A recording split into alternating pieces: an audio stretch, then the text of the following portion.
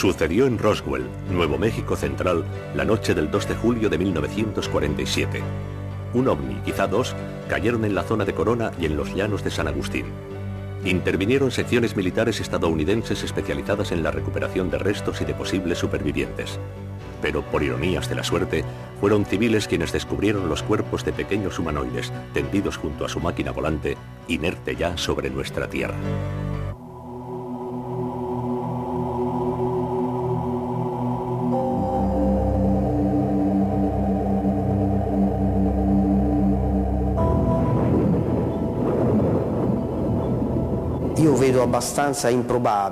Considero bastante improbable que un grupo de civiles se encontrara por casualidad con todo esto.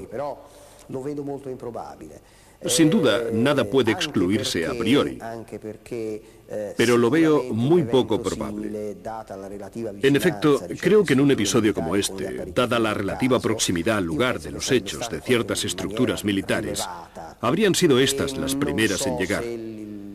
Y no sé si la idea de que los ovnis a menudo no son detectados puede servir para explicar dicha cuestión. Pienso que todo esto fue de alguna manera comprobado y retirado con anterioridad, lo cual querría decir que los militares llegaron allí, al lugar de los hechos, enseguida.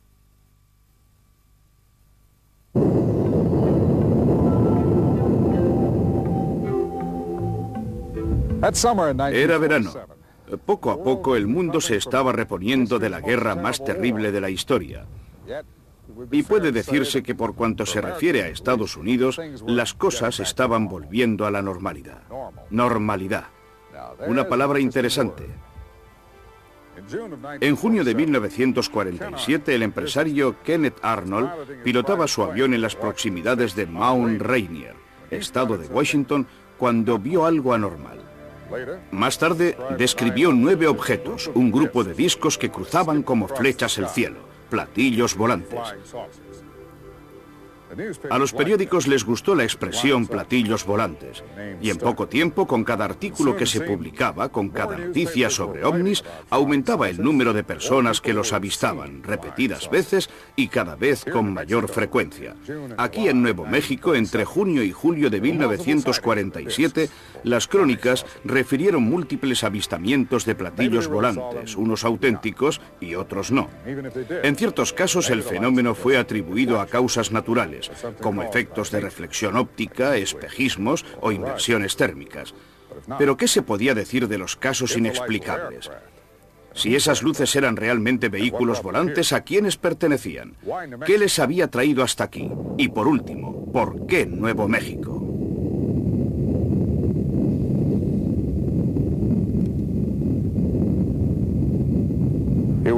Fue un suceso que conmocionó a todo el género humano. Desde la primera bomba atómica lanzada sobre Hiroshima, nadie estaba ya seguro en la Tierra. He aquí por qué, cuando esas extrañas luces aparecieron en el cielo, las altas jerarquías militares norteamericanas sospecharon lógicamente de los rusos. Pero había quien pensaba de forma distinta. Como escribiera el poeta John Donne, ningún hombre es una isla, al menos en nuestro planeta. Pero supongamos que las ondas generadas por las explosiones atómicas hubiesen podido viajar hacia el espacio y que alguien lejos en el universo estuviera a la escucha. La primera bomba fue probada experimentalmente en Nuevo México, en Álamo Gordo, a unas 100 millas al sudoeste de Roswell. Era el 16 de julio de 1945, 2 años antes del primer informe oficial de avistamiento de un platillo volante. Después de la guerra, la investigación sobre armamento en materia de misiles continuó en Álamo Gordo y en una región próxima llamada White Sands. Parece el Sáhara, pero no lo es. Parece una extensión de arena, pero no lo es. Son dunas de yeso blanquecino, un engaño de la naturaleza. No muy lejos de aquí hay otro lugar que también engaña a primera vista. Es la instalación de misiles Top Secret de White Sands. Después de la Segunda Guerra Mundial, Estados Unidos trasladó a más de 100 científicos alemanes a Fort Bliss, junto a El Paso, Texas, a 2 horas de coche de aquí. Les encargaron el diseño de cohetes. Su jefe era Werner von Braun. El 16 de abril de 1946, los norteamericanos lanzaron su primera versión de un cohete alemán V2 precisamente desde las instalaciones de White Sands. Otros cohetes V2 fueron probados experimentalmente con éxito el 13 de junio, el 10 de octubre y el 17 de diciembre. Este último alcanzó una altitud de 116 millas. Mientras tanto, en Roswell, Nuevo México, la única fuerza de intervención nuclear del mundo estaba constantemente en estado de alerta. Era el Bomb Group 509 de la Fuerza Aérea Estadounidense, que disponía de un arsenal de 15 bombas atómicas. En este mapa se pueden observar 3 áreas dispuestas en triángulo. Abajo a la izquierda, la rampa lanzamisiles. Abajo a la derecha, el aeropuerto militar de Roswell, cuartel general del 509 y del arsenal nuclear. Arriba en el centro, el lugar del misterioso accidente que tuvo lugar el 2 de julio de 1947. ¿Y entonces qué cayó aquí? ¿Un avión de reconocimiento enemigo? ¿Un V2 experimental de los soviéticos? Pronto se demostró que estas hipótesis eran infundadas. La aviación y el Pentágono se apresuraron en trazar una historia de encubrimiento. Hoy tenemos la certeza de ello. La versión oficial de los hechos era falsa. En esta región tan vasta, en las alturas desérticas del Lincoln County, el cielo y la tierra forman una sola e inmensa extensión. Barrida por el viento, es un pastizal perfecto para el ganado, donde el tiempo pasa paciente e inmutable como los ojos de un anciano indio. Aquí vivía y trabajaba desde siempre un ganadero. Su nombre era Mac Brazel. La mañana del 3 de julio, Brazel encontró unos misteriosos restos esparcidos sobre una superficie de poco menos de un par de kilómetros de ancho. Estaban por doquier, asomaban entre la arena mojada y por los agujeros llenos de agua de lluvia. La noche anterior, una violenta tormenta había sacudido el desierto, y Mac Brazel recordaba haber oído un trueno más fuerte que los demás, demasiado fuerte para ser un trueno. Al observar los restos esparcidos por todas partes, Brazel se preguntaba, ¿habrá sido un trueno o ha sido una explosión? Había fragmentos de metal, mejor dicho, de láminas metálicas, y otro material ligero, como madera de balsa, y extrañas fibras o filamentos, y finas barras sobre las que aparecían grabados símbolos que le recordaban ciertas inscripciones sobre arcilla de los indios pieles rojas, los denominados dibujos petroglíficos. Más tarde, algunos testigos los describirían como muy similares a jeroglíficos egipcios. De cualquier forma, ese día Mac no pudo pasar con sus ovejas, por lo que de ahora en adelante llamaremos el campo de los restos para llegar a una fuente a más de 1 milla de distancia. Los animales evitaban el lugar rodeándolo. Brazel recogió algunos fragmentos y se los mostró a sus vecinos Floyd y Loretta Proctor. Nos descubrió aquella cosa. Nosotros le aconsejamos que fuera a Roswell y lo comunicara a las autoridades, ya que existía un premio para quien señalara el avistamiento de ovnis. Bueno, entonces los llamaban platillos volantes. Esa tarde, tras la visita a Loretta Proctor, Mac volvió al campo de los restos.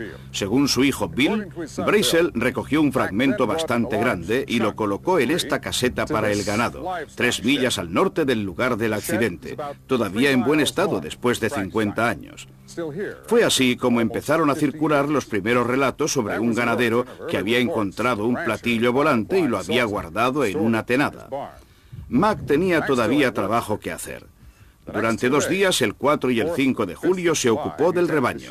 Luego, el 6, se levantó temprano por la mañana, lo dejó todo arreglado y se trasladó a Roswell. En primer lugar, Mac fue a la oficina del sheriff y las cosas tomaron otro cariz.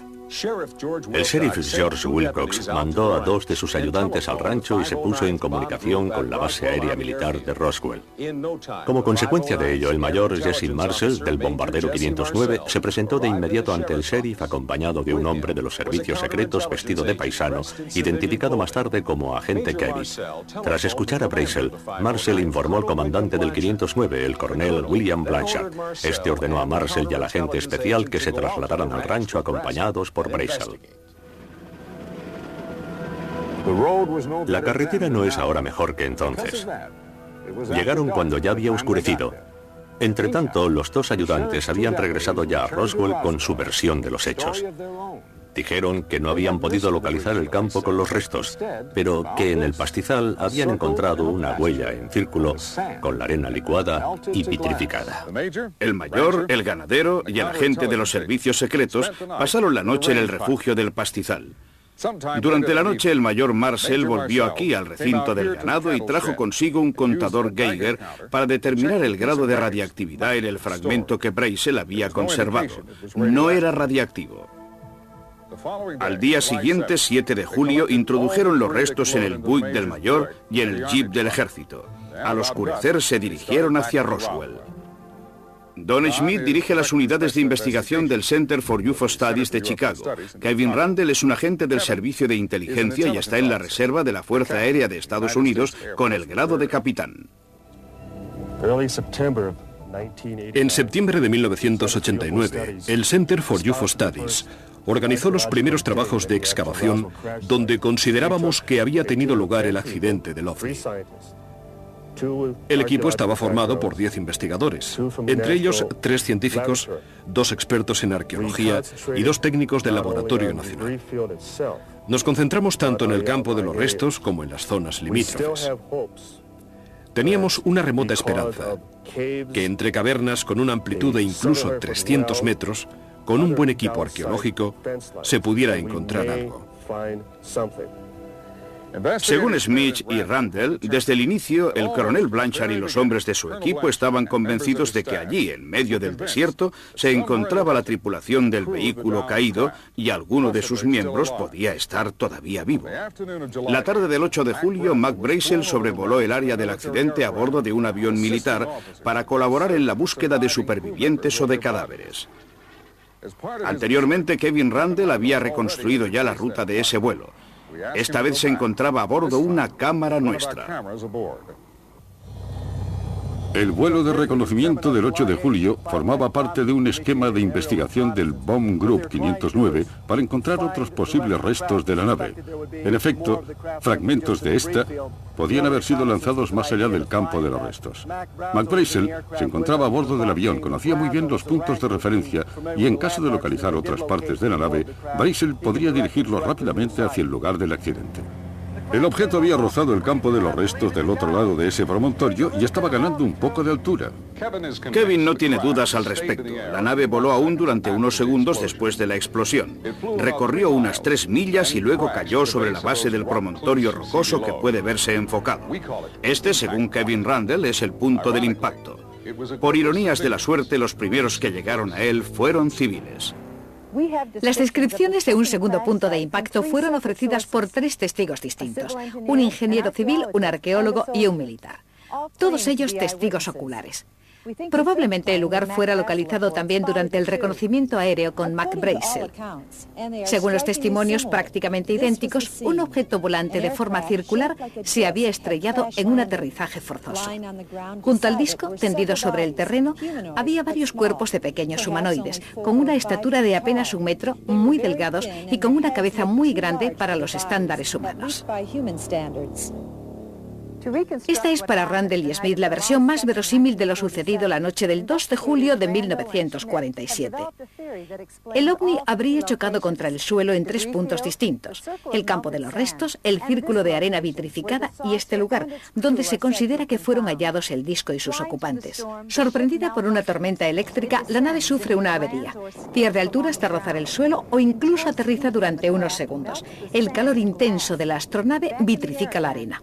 El objeto pasa por graves dificultades, pero consigue proseguir unas millas, dejando tras de sí el campo diseminado de restos, y es así como finalmente un viaje de años luz en el espacio termina en el desierto de Nuevo México. Para los miembros de la tripulación heridos y abandonados a su suerte, la muerte es inevitable.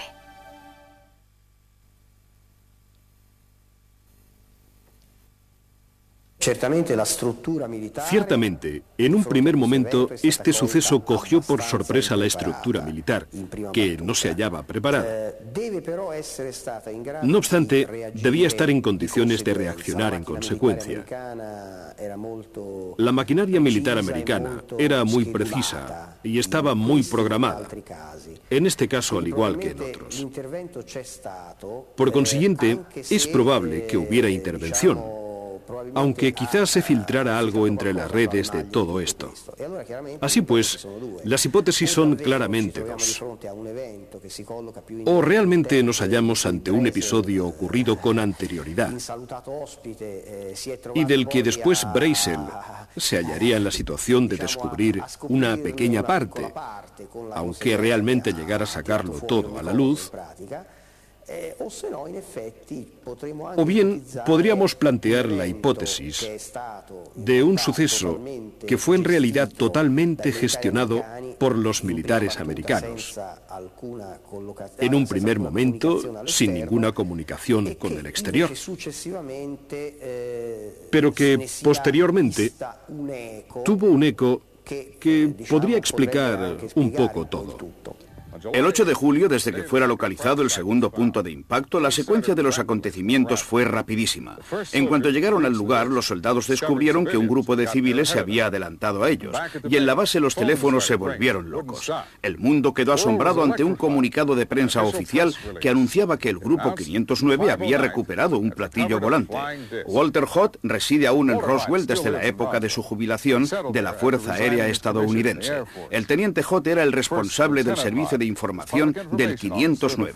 El texto del comunicado decía: los rumores relacionados con los platillos volantes se convirtieron en realidad ayer cuando la oficina de inteligencia del Bomb Group 509 tuvo la suerte de recuperar un platillo. Estoy convencido de que tanto yo como el coronel Blanchard fuimos engañados.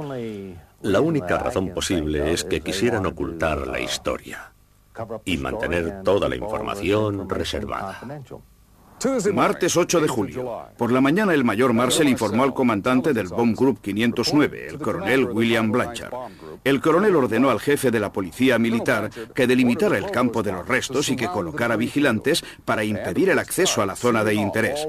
Luego el coronel Blanchard informó al cuartel general de la Fuerza Aérea en Fort Worth. Y muy pronto el Pentágono envió a Roswell un avión con una sección especial desde Washington. Esa misma mañana, hacia las 11, el teniente Hood terminó el comunicado. Entregaría copias a los 2 diarios y a las 2 emisoras de radio de Roswell. Todos los órganos de información están en conexión por teletipo con agencias como la Associated Press y la Reuters sobre la UPI. En la actualidad, las noticias llegan al Roswell Daily Record por vía informática. Pero entonces, en 1947, un despacho de Roswell podía también llegar a todo el mundo en pocos minutos. Y es exactamente lo que sucedió. El 8 de julio a mediodía, todas las líneas telefónicas de Roswell estaban bloqueadas. En el 509, el propio coronel Blanchard no conseguía comunicar con el exterior. Era imposible.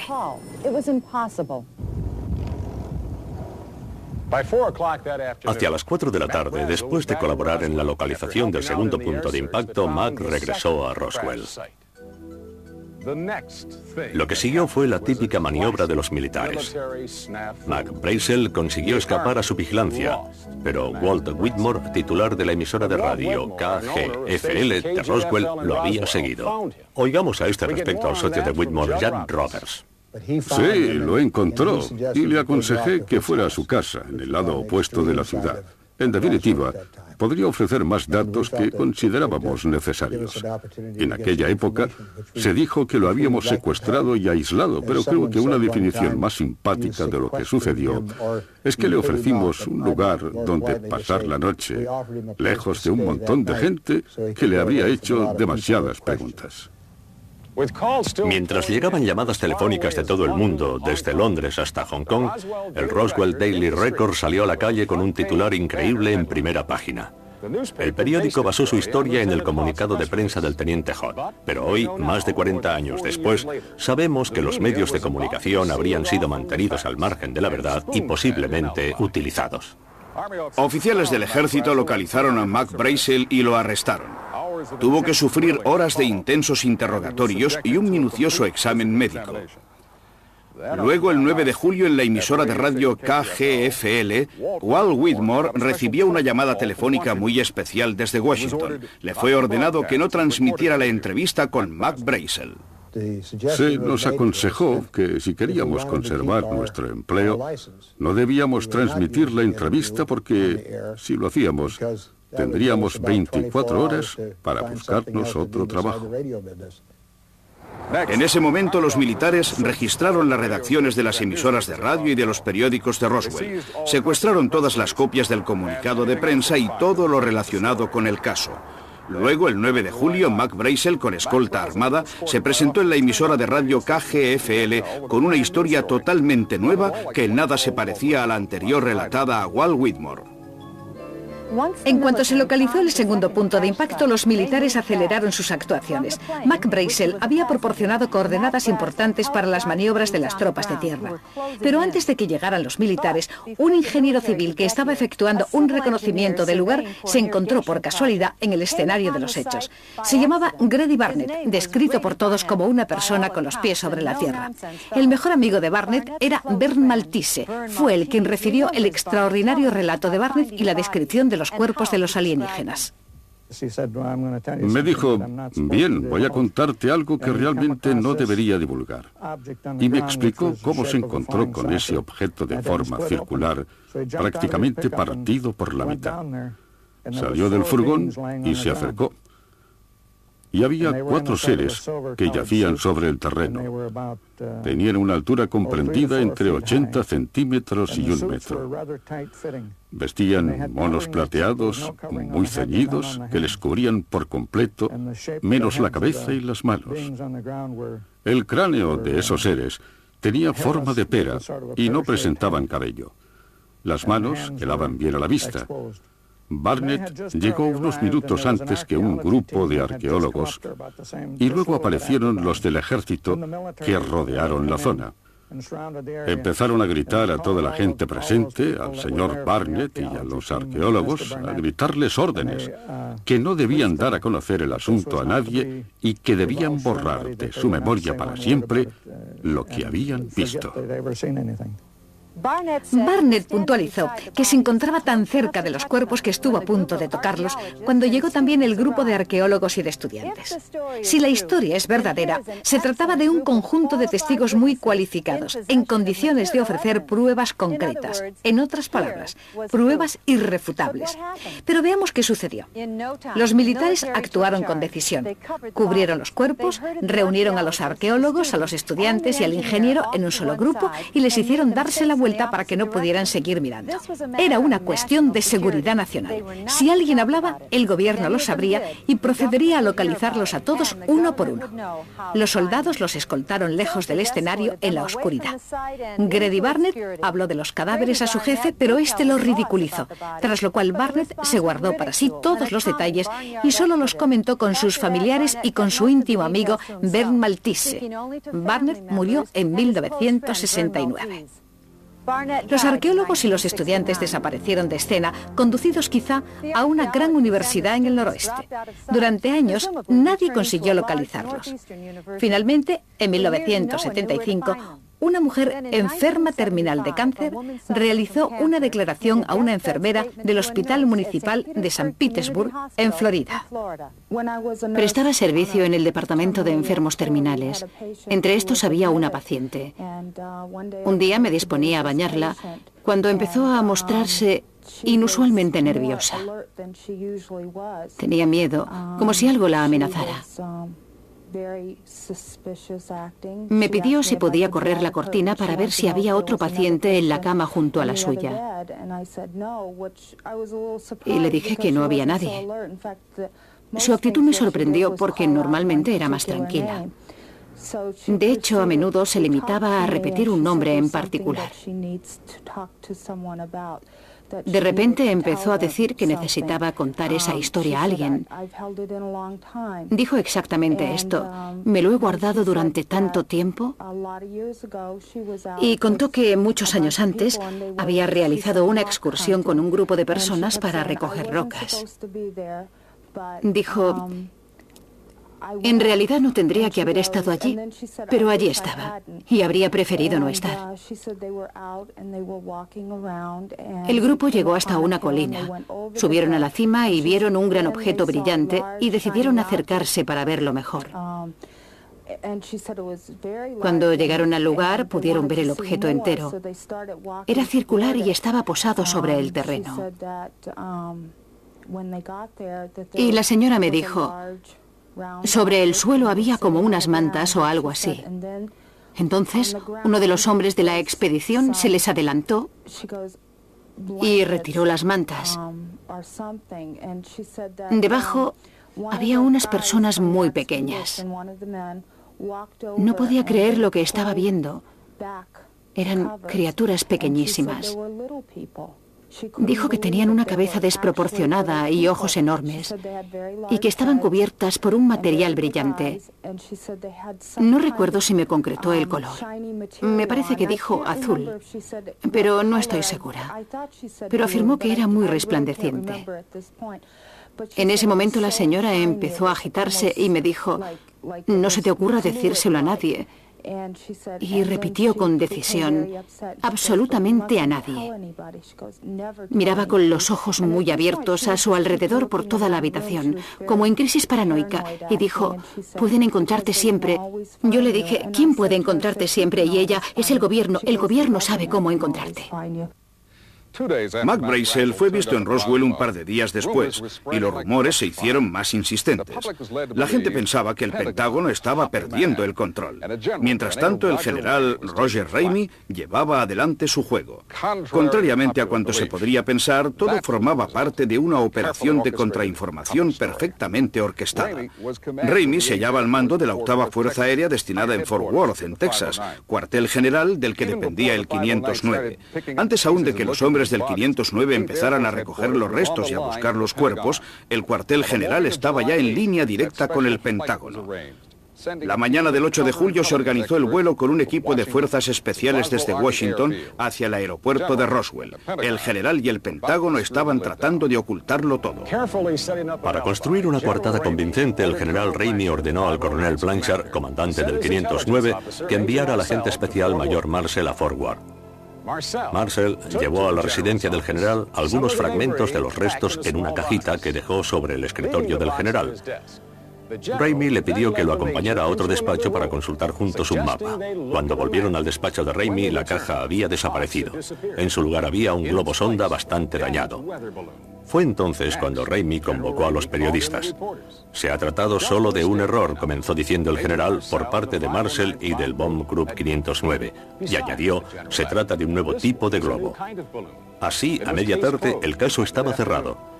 Pero, como sabemos, parte de los restos habían sido entregados al general esa misma mañana. Y entonces, ¿cómo es que, si se trataba solo de un globo meteorológico, no lo había dicho inmediatamente? Para desactivar la bomba y tranquilizar al Pentágono. El doctor Jesse Marcel tenía 11 años cuando su padre, el mayor Marcel, llegó una noche a casa con el coche cargado de extraños objetos.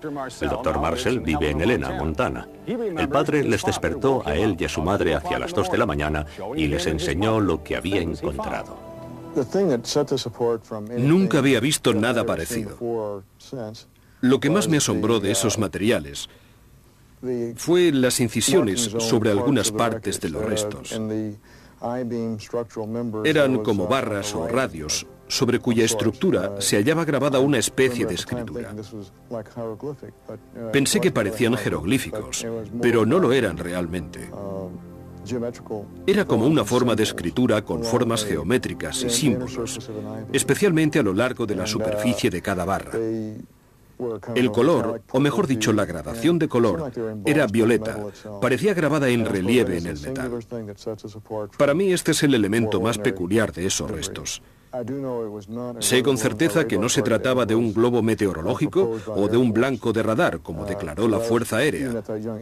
Porque aunque yo entonces era solo un niño, ya sabía distinguir un globo sonda de lo que tenía delante. En efecto, usaron el globo para ocultar la extraordinaria naturaleza de los restos. Y comprendí que detrás de todo eso había algo fuera de lo común. Mi conclusión fue que venía de otro mundo.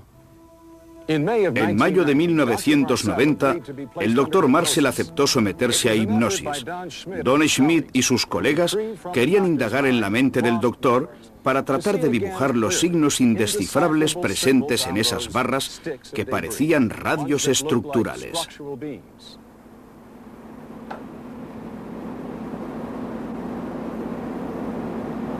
Un círculo. ¿Un círculo cómo? Superpuesto a un cuadrado. Sobreimpreso en un cuadrado. sobreimpreso a un cuadrado. ¿El cuadrado está dentro del círculo o fuera del círculo?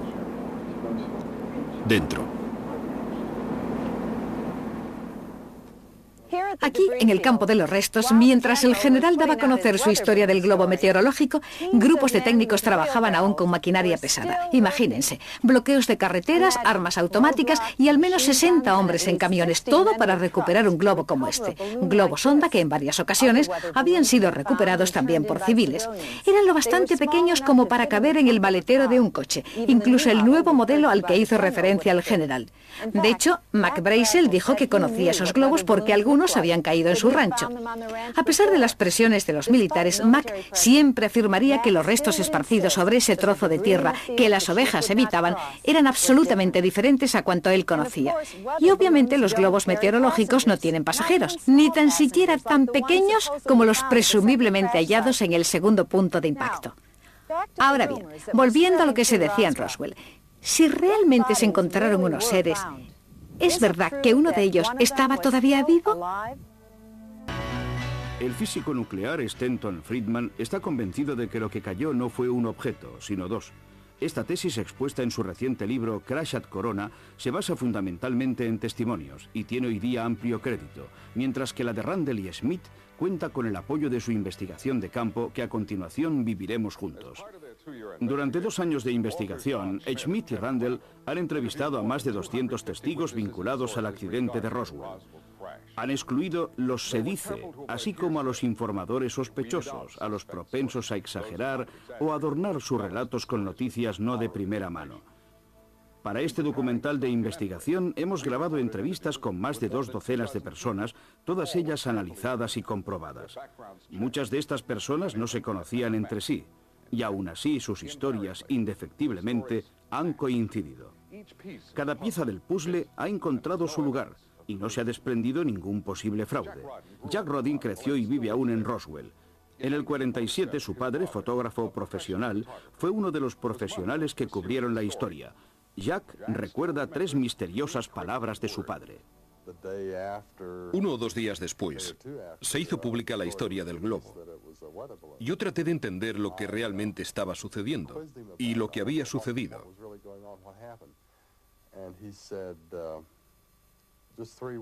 Mi padre pronunció 3 palabras. Lo han matado. Cuando quería, tenía la capacidad de ser lapidario, y la mayoría de las veces sus palabras podían tener más de una interpretación. Le pregunté, ¿qué quieres decir con lo han matado? ¿Han ocultado la historia? Pero no cambió una coma y repitió, lo han matado. Entonces pregunté, ¿han matado a alguien?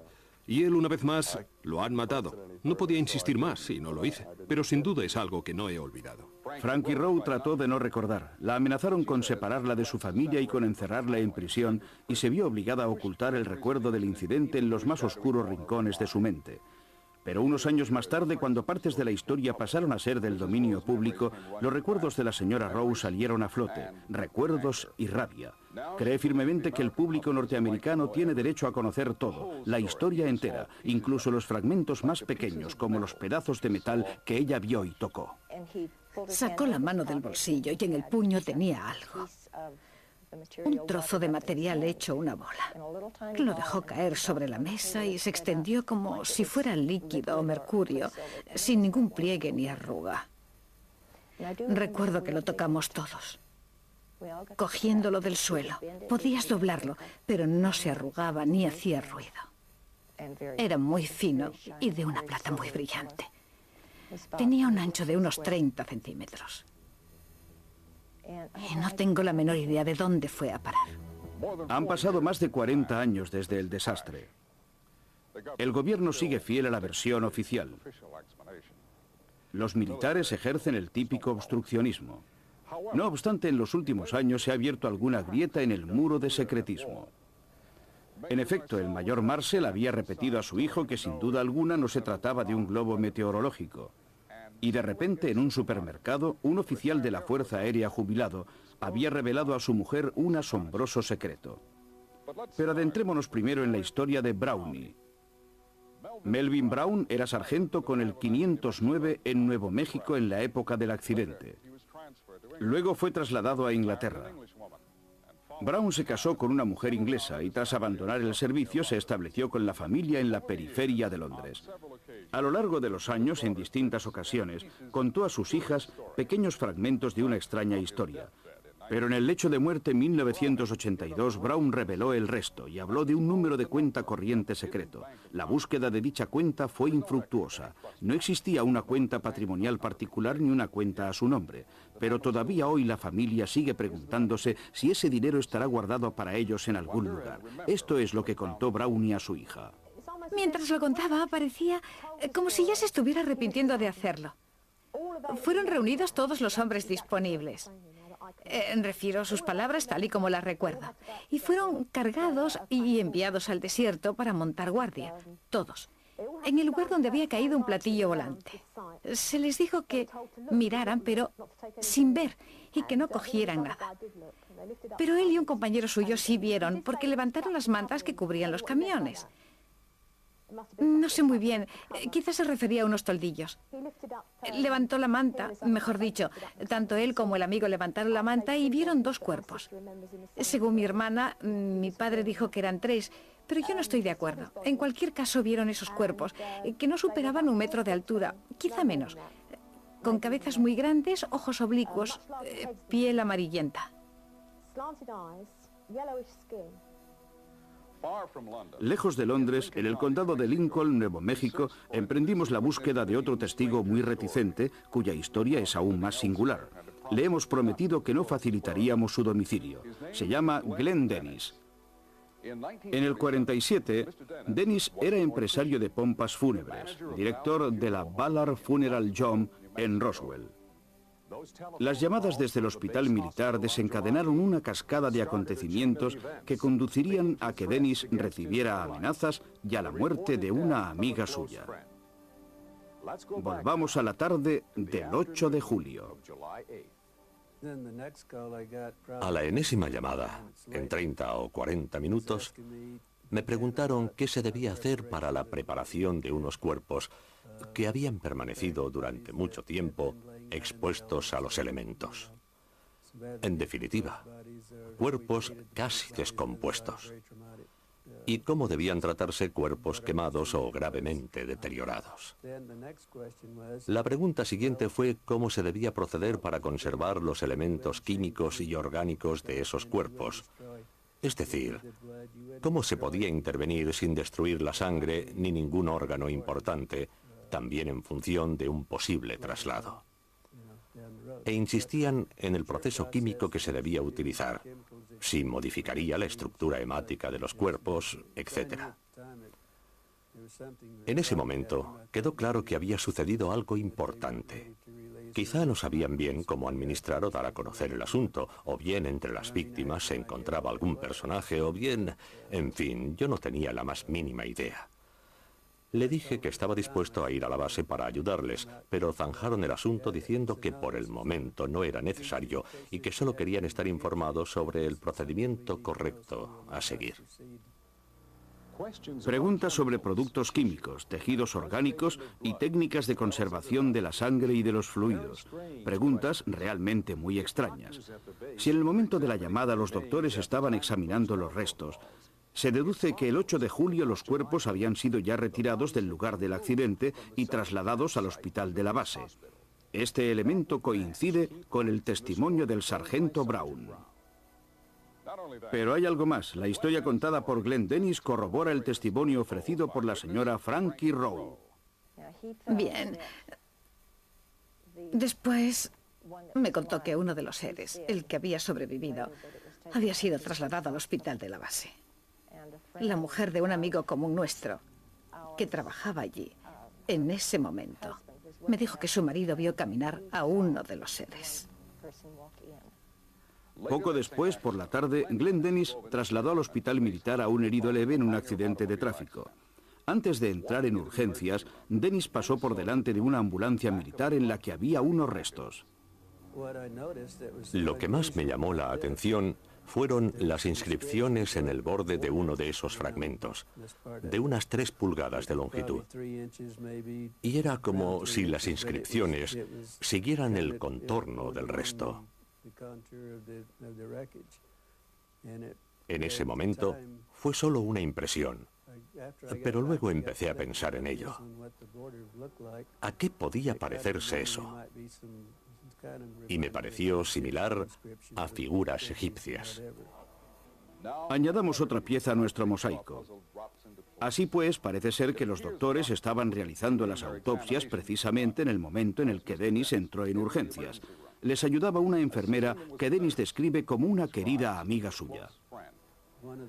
Conocía muy bien a una de las enfermeras que tenía el grado de teniente. Ese día estaba muy nerviosa y en cuanto me vio me gritó: «¿Cómo has entrado? ¿Qué haces aquí? Y vete inmediatamente, de lo contrario puedes meterte en un lío». La enfermera entró en otra habitación en la que estaban realizando los análisis sobre los cuerpos. Al poco tiempo, Dennis se hallaría en graves problemas. Fue debido a la contestación que le dio a un oficial que le paró a la salida. Le dije: «Parece como si hubierais sufrido un desastre aéreo. He visto unos restos en las ambulancias». Y fue así como me metí en un callejón sin salida. Me ordenó que no me moviera. Luego se dirigió a la puerta, hizo una señal a alguien y en ese instante aparecieron 2 guardias de la policía militar. La orden del oficial fue terminante: «Coged a este hombre y llevadlo fuera de aquí inmediatamente». Y los 2 policías ejecutaron la orden. Me estaban escoltando hacia la entrada cuando oímos otra voz maldecir: «No he terminado todavía con ese hijo de perra. Volved a traérmelo aquí». Dennis fue conducido casi en volandas a una habitación donde había 2 hombres a los que no había visto nunca. Un sargento del ejército y un capitán, este último pelirrojo. Fue un enfrentamiento muy violento durante el cual, según Dennis, ambos amenazaron con matarle. El capitán, el pelirrojo, me dijo: «No se ha producido ningún desastre. Tú no has visto nada. Ahora no vas a volver a la ciudad y no vas a contar a nadie que has visto algo ni nada». Y añadió: «Si lo haces, te meterás en problemas realmente serios». Bien, en ese momento estaba un poco irritado, porque no me había gustado cómo me había insultado al principio de la conversación, y se lo hice saber, subrayando que yo era un civil, que no me podía hacer absolutamente nada, y que él, por lo que a mí se refería, podía irse al infierno. El sargento de color me dijo: «Alguien recogerá sus huesos de la arena».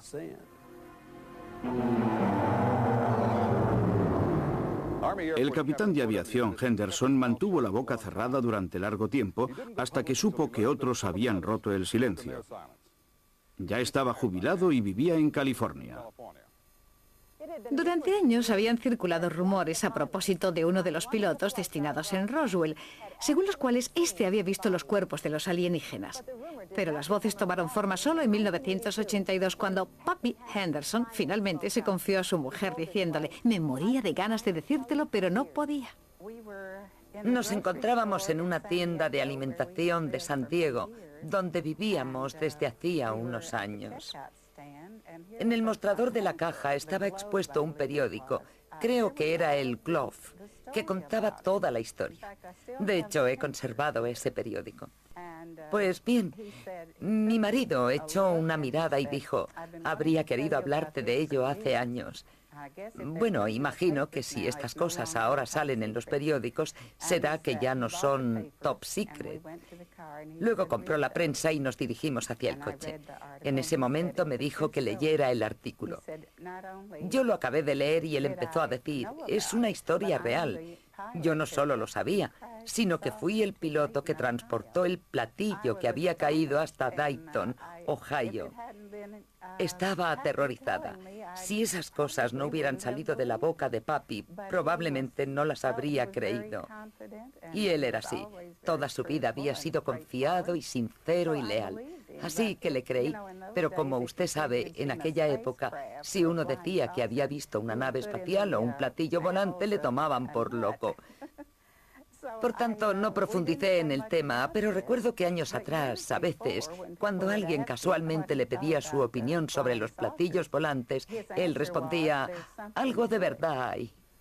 Quizá no consigamos nunca identificar y comprobar todos los testimonios. Revisemos los reunidos hasta ahora. Estas son las personas que han declarado que vieron los cuerpos de las criaturas humanoides que murieron en el accidente de Roswell. Un piloto militar, un ingeniero civil, una arqueóloga y un sargento que echó una mirada al interior de un camión. Dos de nuestros testigos más significativos prestaron declaración poco antes de morir. Una mujer enferma terminal contó su historia a una enfermera en Florida. Y en los últimos 4 días de su vida, el sargento Melvin Brown habló del desastre y siguió repitiendo que los cuerpos eran reales y que lo del globo era una mentira. Oigamos a su hija Beverly Bean. ¿Qué puede haber hecho mi padre, Dios mío, para estar tan preocupado? Y lo estaba de verdad mientras moría. Quiero decir, no paraba de hablar de aquel lugar en Duermevela y sacudía la cabeza y decía que no mientras dormía. Estaba asustado. Fuera lo que fuera, lo tenía aterrorizado. Es esto lo que me da rabia, lo que me amarga. Solo pensar en, no sé, ovnis y cadáveres de alienígenas. Yo no sé cuál es la verdad. Solo sé que mi padre dijo eso. Eso es todo. No habría podido mentir. En la investigación sobre el accidente de Roswell localizamos a un testigo que vio una luz muy intensa que surcó el cielo y cayó a tierra la noche del 2 de julio de 1947. Se llama William Goody. El señor Goody vive todavía en la misma pequeña granja fuera de Roswell. Era apenas un niño cuando una tarde en compañía de su padre vio una luz brillante que se movía lentamente por el noroeste hacia el desierto. Mi padre miró hacia arriba y dijo, «Oh, Dios mío, ¿qué es esa luz tan brillante?» Entonces miré también yo, y al principio me pareció una estrella fugaz. Miramos mejor, y nos dimos cuenta de que era mucho más grande y más cercana que una estrella fugaz. Tenía dimensiones mayores. Era como un gran flujo de luz blanca, con una especie de cola rojiza. Unos días más tarde, el padre de Goody fue al desierto para localizar el sitio donde habían visto caer la luz. Goody estaba con él. Se encontraron con las carreteras bloqueadas por la policía militar. No, habían cerrado todas las carreteras secundarias, que por otro lado en aquella época eran pocas y sin accesos, mientras que hoy día son muchas más. De cualquier forma, las que permitían llegar a la zona habían sido cuidadosamente cortadas, de forma que no era posible dirigirse hacia el norte tomando la carretera a la izquierda. En pleno desierto, en los 2 puntos de impacto, escuadrones del ejército estaban procediendo a la recogida de todos los restos y a su transporte en camiones. Una operación realmente muy compleja para ser la recuperación de un globo sonda.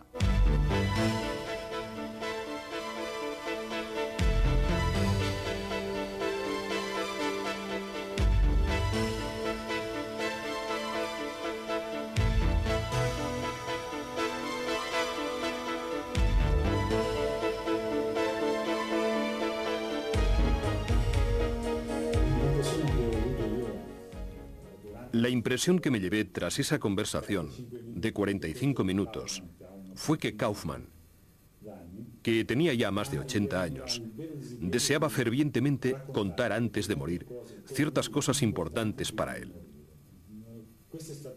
Esta fue mi sensación. No me dio la impresión de estar ante una persona senil, sino todavía perfectamente lúcida y en plena forma, que no tenía mucho interés en facilitarme descripciones técnicas, porque para él el hecho era verdad. Por consiguiente, sí, me habló de los dedos. Me dio la descripción que daría Glenn Dennis del cuerpo, de los alienígenas. Pero lo que él realmente quería decir era, mire, es verdad que un ovni cayó a tierra.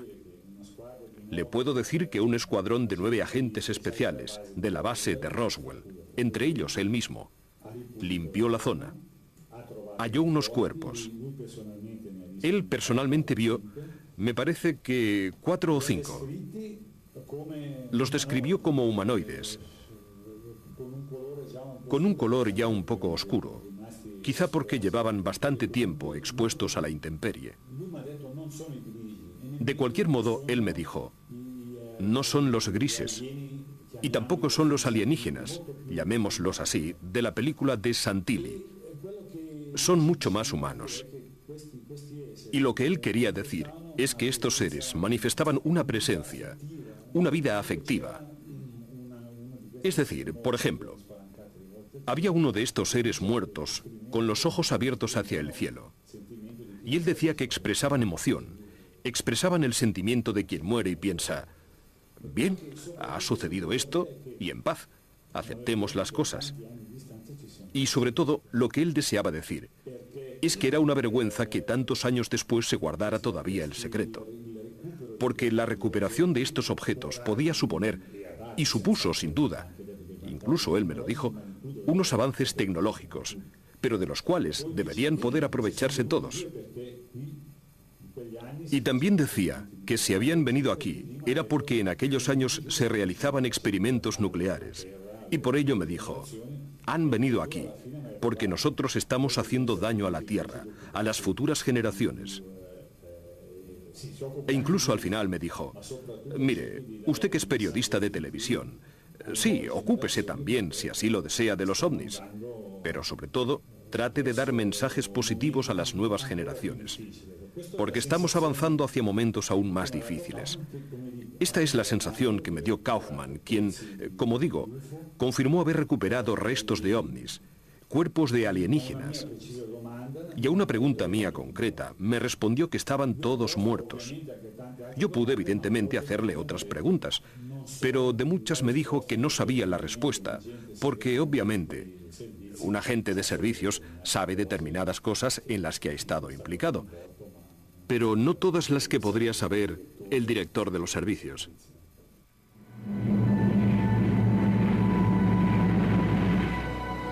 Resultaba bastante extraño que una flota de 9 aviones y varios contenedores marcados como Top Secret se utilizaran para transportar lo que quedaba de un globo meteorológico. Uno de los vuelos, el del 6 de julio, trasladó los restos desde Roswell al cuartel general de la 8th Air Force y finalmente a Washington, D.C. Y el del 8 de julio fue de Roswell a Wright Field, cerca de Dayton, Ohio, es decir, a la base aérea denominada hoy Wright-Patterson. Ese mismo día un avión llegó a Roswell procedente de Washington y la tripulación recibió en consigna una gran caja sellada que contenía unos restos. Y también el 8 de julio otro vuelo salió de Roswell hacia Fort Worth. Al día siguiente, mientras se celebraba la conferencia de prensa del general Ramey, los vuelos especiales continuaron. El 9 de julio hubo 3 salidas hacia Los Álamos y de nuevo una de Roswell a Fort Worth. El 10 de julio un vuelo dejó Wright Field, Ohio, con destino desconocido. Los restos salieron de Roswell a la velocidad a la que era posible recogerlos y transportarlos a la base. Pero ¿y los cadáveres? ¿Qué sucedió con los cadáveres? Una vez retirados del lugar del accidente, los cuerpos fueron transportados al hospital de la base de Roswell. El patólogo, el Dr. Johnson, que realizó el primer examen de los restos, redactó un informe de autopsia preliminar que luego se desvaneció en la nada.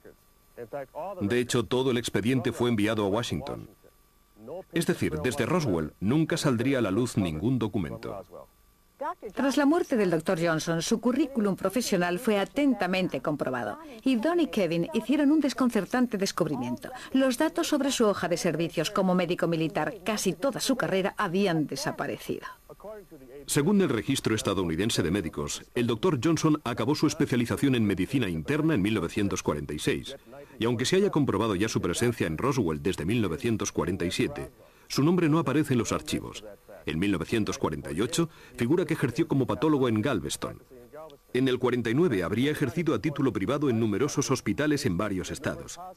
Pero ninguna de las instituciones consultadas ha confirmado que tuviera en algún momento en plantilla a un tal Dr. Johnson. Si se llevó a cabo la autopsia de uno o varios cadáveres, nadie ha conseguido nunca hallar el informe correspondiente, ni tan siquiera apelando a la Freedom for Information Act. No obstante, este señor afirma que habló con el doctor que diseccionó los cadáveres de los alienígenas. El médico al que se refería tenía información sobre la anatomía del alienígena, el alienígena muerto que había sido recuperado de un ovni accidentado. Es Leonard Stringfield, exdirector comercial de una gran industria química. Stringfield ha trabajado durante más de 20 años en el campo ufológico y se le considera el máximo especialista en materia de crash and retrieval, esto es, en caídas y recuperación de ovnis. La cabeza es grande, muy grande en comparación con las proporciones humanas. No se observan cabello, ni folículos, ni pabellones auriculares.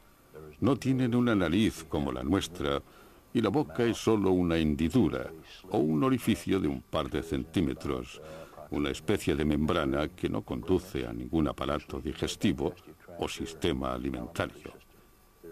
No se hallaron glóbulos rojos, ni linfocitos, ni fibras musculares. Había una especie de órgano cardíaco que digamos que actúa como bomba para la circulación de un líquido incoloro que debería ser sangre. Tras el accidente de Roswell, docenas de personas del aparato militar fueron obligadas a jurar que bajo ninguna circunstancia hablarían nunca del accidente. Informes aparecidos ahora, más de 40 años después de los hechos, indican que los sistemas para garantizar este secretismo fueron aplicados sin escrúpulos, lo cual nos remite a la testigo de la que hemos hablado hace unos minutos, la enfermera del ejército amiga de Glenn Dennis. Era muy joven. Había ingresado en el servicio hacía apenas 3 meses como teniente de segunda. Era profundamente religiosa, nacida y educada en una familia católica observante. Había frecuentado únicamente escuelas católicas privadas, tanto de enseñanza media como superior, y sus padres hubiesen querido que se hiciera monja. Pero ella... A petición del señor Dennis, no utilizaremos el verdadero nombre de la chica. La llamaremos Judy. Una muchacha sensible y sin malicia. Lo que vio en una sala del hospital ese 8 de julio de 1947 la alteró hasta el límite del derrumbe histérico. Me dijo, no puedo dar crédito a mis ojos.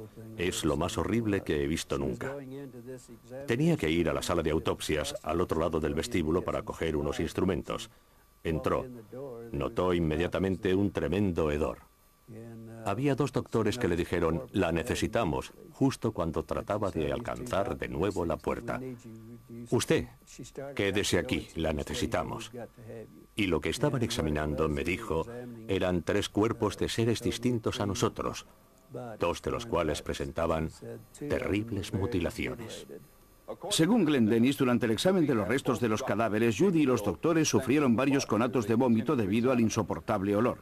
Al día siguiente se la encontró a la hora de comer en el club de oficiales, y Judy aún no se encontraba bien, pero a Glenn le impresionó sobre todo su estado emocional. Me di cuenta enseguida, estaba casi en estado de shock. Dijo que había sido demasiado horrible, espeluznante. Estaba profundamente alterada y se cogía la cabeza entre las manos y parecía a punto de sufrir un colapso. La preocupación de Dennis por Judy era seria. Habían hablado de matrimonio, pero todo iba a cambiar para siempre. Dennis no podía imaginar lo que el destino la deparaba cuando Judy comenzó su relato. La tarde anterior, para que yo comprendiera, Judy me había hecho un pequeño dibujo de un brazo. Me describió la anatomía de ese brazo. Era diferente de la nuestra. La mano tenía solo 4 dedos y le faltaba el pulgar. Eran 4 dedos muy finos y delicados.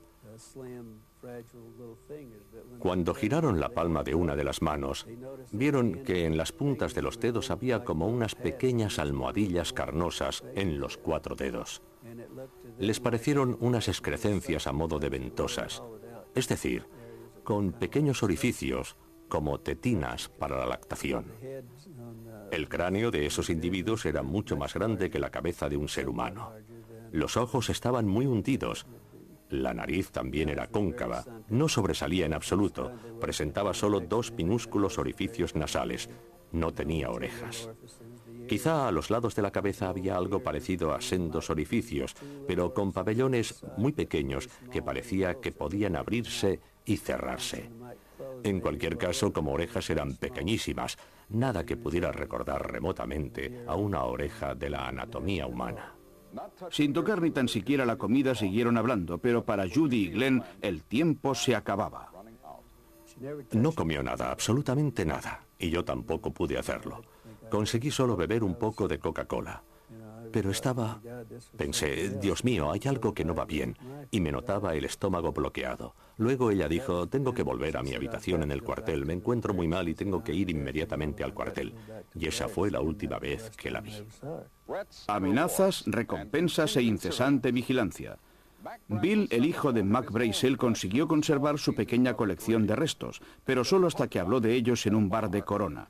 Al día siguiente, oficiales del ejército llamaron a la puerta y le confiscaron los fragmentos, absolutamente todos. El militar de Roswell ha protegido los numerosos secretos de esta base, empezando por el bombardero que llevó la destrucción atómica a Hiroshima, conservado durante largo tiempo en los hangares de Roswell. La seguridad militar es un hecho vital. Hemos constatado que además de los soldados, también bomberos trabajaron en los lugares del desastre. Para alguno de ellos hubo zanahoria, para otros palo, como para el padre de Frankie Rowe, que guardó silencio, pero lleno de indignación durante el resto de su vida. Estaba exasperada por el comportamiento del gobierno, porque se pudiera permitir el ocultar la verdad sobre algo que realmente había sucedido. Y él lo sabía. Sus ojos habían visto esos seres.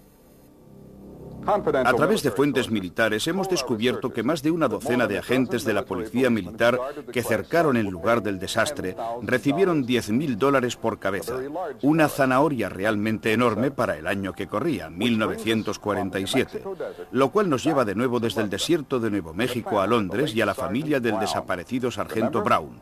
Recordarán que estando a las puertas de la muerte, Brown habló de una cuenta de banco especial.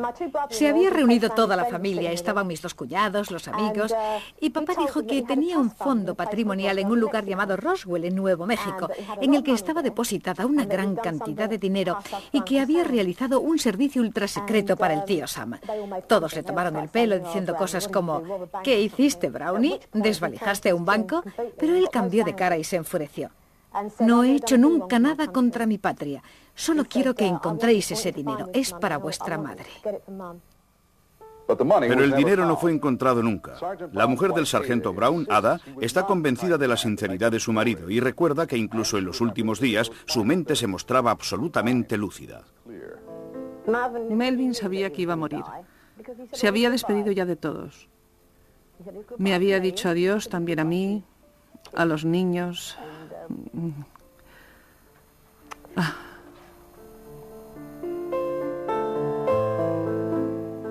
En lugar de dinero, el sargento Brown recibió una placa y una carta genérica de encomio firmada por el presidente Reagan. Mi padre merecía algo más. No fui capaz de resignarme. La mención llegó cuando hacía ya un año que papá había muerto. ¿Sabe lo que tendría que haber dicho? Sentimos enormemente haber hecho sufrir a su padre. Al menos eso. Y quizá entonces habría echado tierra sobre el asunto. Esto es lo que quiero. Que esos admitan que sí, que sucedió realmente. Nos duele que su padre haya tenido que guardar el secreto durante todos estos años y que no haya muerto en paz. Sentimos que ni tan siquiera en el lecho de muerte haya tenido la posibilidad de superar el drama y el miedo por no poder decir la verdad sobre lo que sucedió en ese lugar, en Nuevo México.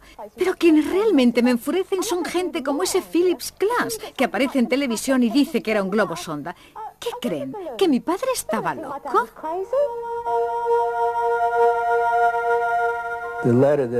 La carta que le había enviado al apartado de correos me fue devuelta.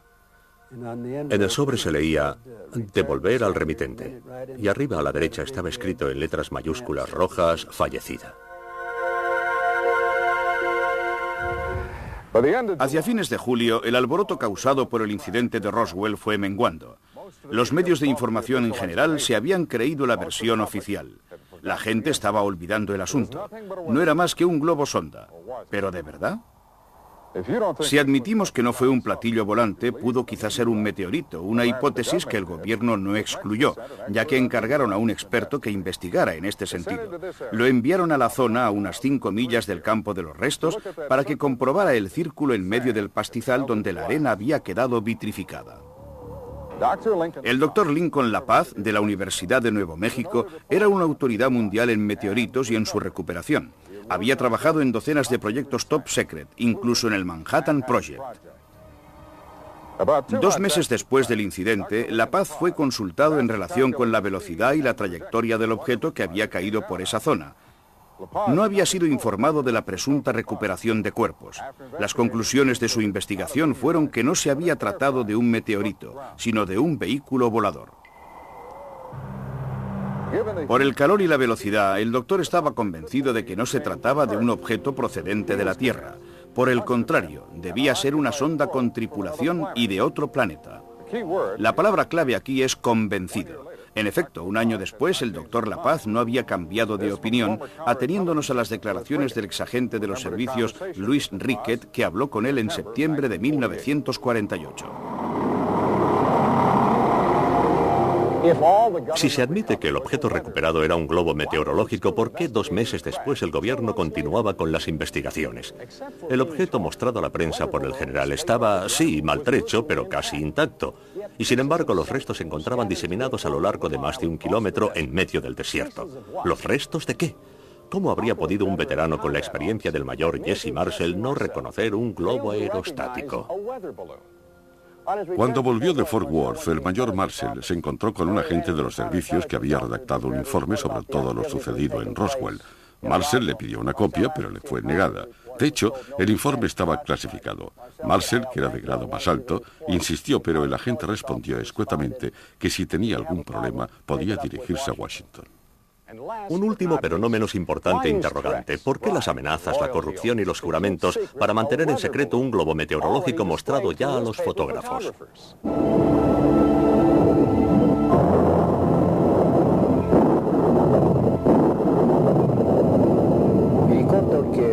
Recuerdo que Brazel habló de una fuerte tormenta eléctrica que se había producido en esos momentos y que oyó una explosión diferente del sonido de un trueno.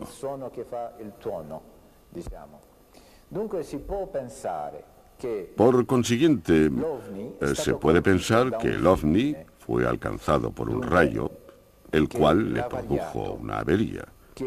Quizá así podamos explicar los fragmentos hallados en el campo de Brazel, ¿no?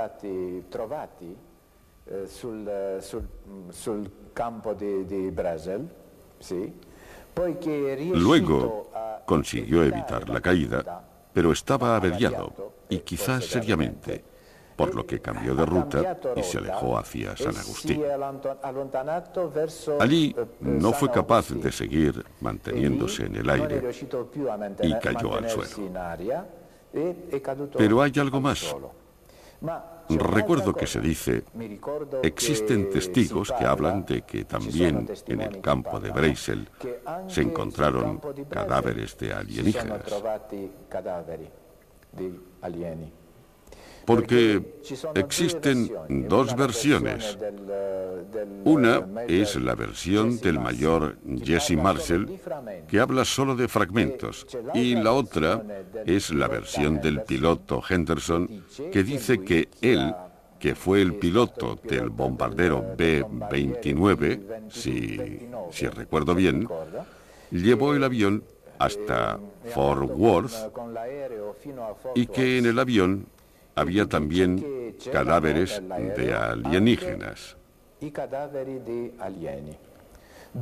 Por consiguiente, se puede pensar que hubo un primer momento en el que el ovni fue alcanzado por un rayo, que sería cuando cayeron los fragmentos, aunque también algún alienígena, mientras que los demás habrían conseguido continuar esos 300 kilómetros, si recuerdo bien, hasta San Agustín. Y luego no habrían sido capaces de mantener en vuelo el ovni que cayó al suelo.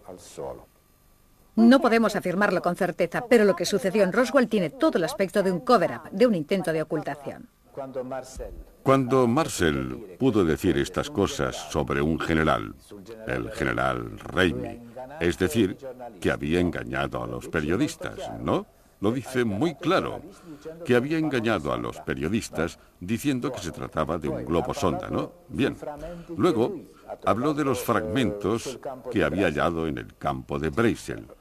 Dijo que estos fragmentos fueron embarcados en el B-29. Pero él solo sabía esto, porque no dice nada sobre los cuerpos hallados. Bien, yo creo que él no debió de encontrar cuerpos, cadáveres, pues ya había dicho bastante como para no decir también esto. ¿Comprende el razonamiento psicológico? Por tanto, yo creo que Marshall encontró solo los fragmentos, pero que Henderson, que pilotó el avión desde el lugar donde se encontraba Raimi hasta Fort Worth, vio también los cadáveres, que quizá o bien habían sido embarcados en el B-29 después de que Jesse Marshall acabara con su trabajo, el de los fragmentos, o bien constituyeron una segunda carga. Es decir, existió un segundo vuelo de otro avión con los cadáveres y el resto del platillo. Porque Jesse Marshall no habla en ningún momento de un platillo, pero Henderson sí lo hace. Henderson habla de un platillo, pero ¿qué platillo? Porque el platillo estaba en San Agustín. Entonces, quizá podamos pensar que ocultaban las cosas de San Agustín, que hicieron un segundo vuelo hasta Fort Worth. Si este enigma encierra respuestas, ¿a qué precio se ha mantenido el secreto? Queda la cuestión de al menos 3 vidas rotas, y en circunstancias como poco inquietantes. Ahora volvamos a Glenn Dennis y a la historia de su amiga Judy, la enfermera del ejército. Recordarán que fue Judy quien contó a Glenn que había ayudado personalmente a 2 doctores en el examen de los cuerpos de criaturas humanoides en el hospital. Según el señor Dennis, Judy describió los cadáveres detalladamente, incluso con dibujos. Tras la comida con Glenn, Judy abandonó el club de oficiales y desapareció. La llamé al día siguiente. Quería saber cómo estaba, qué tal se encontraba, y además, llegado ese momento, yo tenía evidentemente gran curiosidad por lo que estaba sucediendo. Y me preguntaba si le aliviaría algo hablarme un poco más sobre lo sucedido. Pero tenía la clara sensación de que podía ocurrirle algo. Pregunté por ella y me dijeron que no estaba en el trabajo y que no se hallaba disponible. Llamé de nuevo a la mañana siguiente, 2, 3 veces, y todavía no estaba disponible. Al final, el tercer día, me dijeron que había sido trasladada, no sabían dónde, pero que no se encontraba ya en la base aérea. Trasladada, sin decir una palabra, ni un saludo, ni una explicación. Judy era teniente de segunda en Roswell desde hacía menos de 4 meses en su primer destino. Dennis siguió haciendo preguntas durante días y días, pero no obtuvo ninguna respuesta. Después de unos 10 días, no, un par de semanas, recibí una carta suya dirigida a la funeraria. En el sobre había solo una hoja que decía: no puedo escribir, no tengo tiempo para escribirte ahora, pero te dejo un número de apartado de correos militar donde puedes mandarme la correspondencia. Solo esto, no había nada más. Es habitual entre los militares utilizar estos apartados de correos para no revelar los destinos de hombres y mujeres en servicio. Pero a través de amigos residentes en la base, Glenn supo rápidamente que ese número enviado por Judy quería decir que la carta había salido de Inglaterra. Respondió inmediatamente, luego esperó. Pasaron alrededor de 2 semanas. Bueno, al menos 2. Quizá 3 semanas después, la carta que le había enviado al número de apartado de correos me fue devuelta con la leyenda impresa: fallecida. Fue la última noticia que tuve sobre ella. Luego, nada más. Desde ese día, cada vez que tenía que ir a la base, digamos cada 2 o 3 semanas, siempre preguntaba por ella. ¿Sabéis qué ha pasado con la teniente? Por una enfermera supe que corrían rumores de que se encontraba en Inglaterra. Para ser exactos, esto me lo había escrito en su carta, donde en efecto decía: estoy en Londres. Aparte de esta confirmación, la enfermera me dijo que había participado en varios asuntos, maniobras militares y ejercicios especiales con otras 5 colegas, y que en el curso de una operación habían caído con un avión. No se había salvado nadie. Más tarde, otro testigo clave del asunto Roswell fue también víctima de un accidente de aviación. Era el coronel Payne Jennings, vicecomandante del 509. Y por último, siguen resultando misteriosas las circunstancias en las que perdió la vida uno de los soldados que al parecer trabajó en los lugares del accidente. Durante todos estos años de investigación, uno de los elementos que más nos ha intrigado del caso Roswell ha sido el porqué del silencio y de los secretos, factores determinantes del cover-up, esto es, de la ocultación de las pruebas. Pero de lo que sí estamos seguros es de que violaciones mucho más graves fueron perpetradas en prejuicio de ciudadanos de Estados Unidos en tiempos del accidente. Cuando los militares optaron por la amenaza física, fueron a casa de los testigos y separaron a los niños de los padres. A los niños les dijeron, debéis decir lo que dicen vuestros padres, de lo contrario no los volveréis a ver. Y a los padres les dijeron, si habláis mataremos a vuestros hijos. Hemos preguntado en repetidas ocasiones a algunos de los militares si en aquellos días tuvieron conocimiento de estas amenazas, si se vieron implicados. Todos han negado cualquier implicación. No sabían nada. Cuando mi padre volvió de Fort Worth, después del transporte aéreo de los materiales, nos dio a mi madre y a mí instrucciones muy concretas. Debíamos olvidar lo que habíamos visto. No había sucedido absolutamente nada. Obviamente, fue imposible olvidar. Aún así, no hablé de ello ni tan siquiera con mis amigos, y respeté al pie de la letra lo que mi padre me había dicho. El incidente no causó en el seno de nuestra familia ningún enfrentamiento ni problemas emotivos. Por el contrario, despertó en mí un gran interés por la astronomía y la cosmología.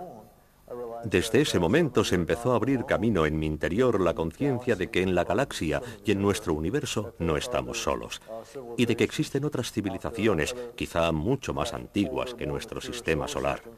Civilizaciones que poseen la capacidad de viajar entre sistemas solares. Hoy ya se sabe que fue todo un engaño. Lo saben todos. La aviación estadounidense y los servicios secretos llevaron a cabo el mayor y más increíble engaño de todos los tiempos. Querría subrayar que existe, no obstante, una segunda posibilidad, que se tratara de una aeronave terrestre. He recibido un documento secreto cuya autenticidad por ahora no puedo probar, pero que es sorprendente. En él se declara que la autopsia realizada a uno de los humanoides demuestra que el ser venía de nuestro futuro. Es decir, que el accidente se habría producido en el curso de un experimento de viaje en el tiempo. El objeto, la máquina del tiempo, que llevaba en su interior lejanísimos descendientes nuestros procedentes del futuro en viaje por el pasado, pudo tropezar con una fuerte tormenta que le hizo caer. Según el documento, uno de estos seres, un terrestre, sobrevivió al impacto y proporcionó unas informaciones sobre el futuro de la humanidad tan terribles, tan terroríficas, que el gobierno de Estados Unidos decidió ocultar la recuperación de esta máquina del tiempo. La llamo así considerando verdadero el documento. El objetivo era el de no asustar a la gente, porque, dado que desde nuestro punto de vista el futuro no puede cambiarse, no había razón para difundir unas informaciones que solo habrían generado pánico. La decisión de la ocultación fue tomada por un grupo reducido de personas que tenía dos posibilidades. La primera, declarar que el objeto caído era un globo sonda, pero la segunda era aún mejor, es decir, declarar que se trataba efectivamente de una astronave extraterrestre. Y fue así como divulgaron dos historias de ocultación que generaron confusión y polémica, tanto sobre el globo como sobre la astronave extraterrestre. Así pues, el engaño resultó perfecto, y la cuestión de la máquina del tiempo fue ocultada por completo. No sé si se debe creer o no en el documento. Lo único que sé es que la filmación de Santilli es, en mi opinión, auténtica, pero estoy convencido, completamente convencido, de que el ser sometido a autopsia no es un alienígena. Se pueden plantear muchas hipótesis.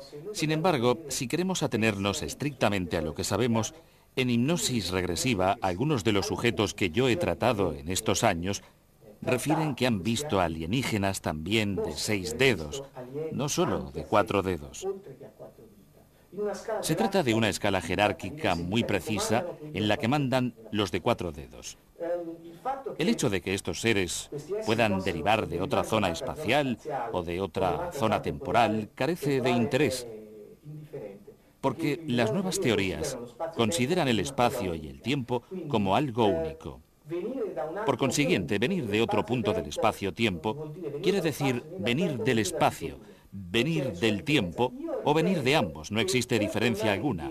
Yo entiendo que volver hacia atrás desde el futuro no sea muy fácil con los conocimientos de que disponemos, porque sería necesario superar realmente la velocidad de la luz. Y es algo en lo que nosotros hoy por hoy no creemos.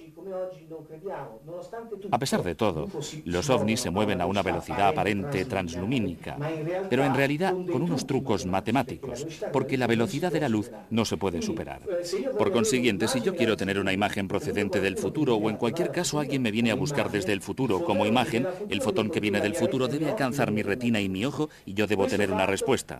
Este hecho supone que el fotón debe correr contra el tiempo a una velocidad que debe ser superior a la de la luz, es decir, superior a la velocidad a la que en general está acostumbrado a moverse en la dirección del tiempo.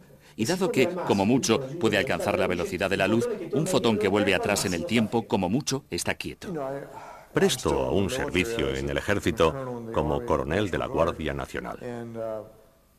He sido militar durante 30 años. No creo que existan diferencias sustanciales entre 1947 y la actualidad. Básicamente, los asuntos militares siguen tratándose de la misma manera. Nuestra preparación prevé en efecto la defensa de la nación y se espera siempre desarrollar una labor de salvaguardia de la gente. Lo mismo sucedía en la época en la que mi padre prestaba servicio en los años 40, por lo que la actitud de los militares ayer y hoy es la misma. Tenemos un trabajo que hemos de llevar a término debidamente. Dado que la cuestión ufológica se ha limitado fundamentalmente a los sectores dirigentes de muy alto nivel, no solo en Estados Unidos, sino en el mundo en general, es obvio que la cuestión haya pasado luego a ser competencia de determinados individuos que inicialmente estuvieron en contacto con esta realidad. Ha sido inevitable. Y ha sido inevitable también que dichas personas formaran parte de esos vértices que gestionan actualmente tanto la política como la economía de las grandes naciones. Sin duda, mi padre realizaba misiones secretas de las que no podía hablar libremente, ni tan siquiera con su familia. Pero esto no le supuso ningún conflicto. Formaba parte de su trabajo. Era un buen soldado. Si hubiese sido un científico de los que formaron parte de esta comisión, habría sido una persona mentalizada para defender ciertos intereses, los del Estado, por lo que me habría comportado como se comportaron los demás en realidad. Ya que ellos defienden los intereses, digamos, de una élite que es la del poder constituido. El accidente de Roswell. A pesar de años de investigación, centenares de interrogantes siguen sin tener respuesta.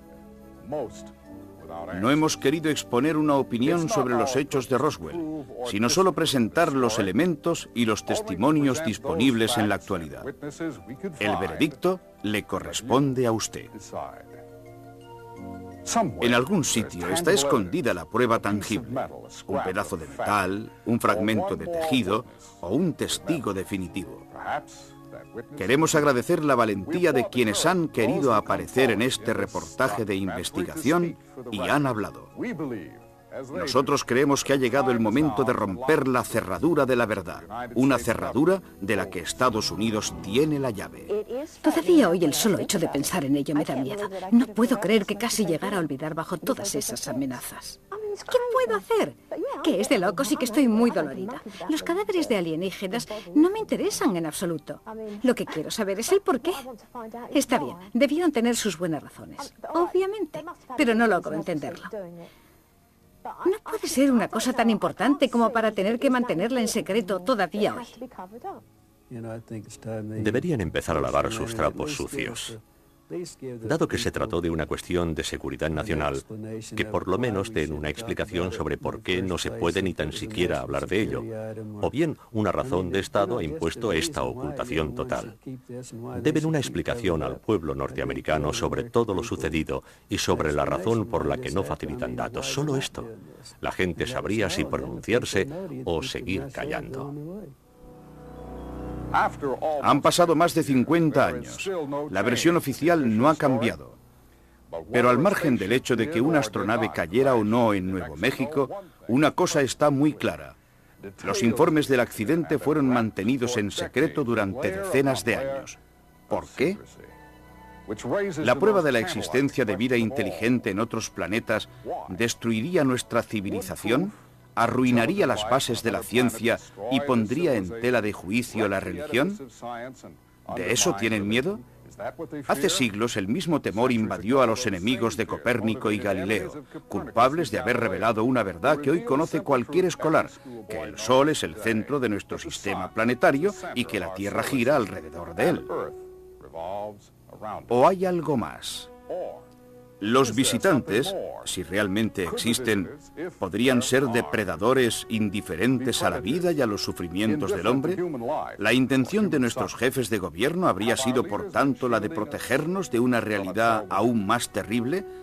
Y si así fuera, ¿con qué resultados para nosotros? Solo decenas de años de falsa autocomplacencia. Hoy las cosas son distintas. A punto de terminar el siglo XX, hemos alcanzado el final de la inocencia. La gente pide la verdad. Una verdad que nos haría perder algo, como la certeza de ser los dominadores de la Tierra. Realmente tendríamos una pequeña duda, la de no estar solos aquí, en la Tierra.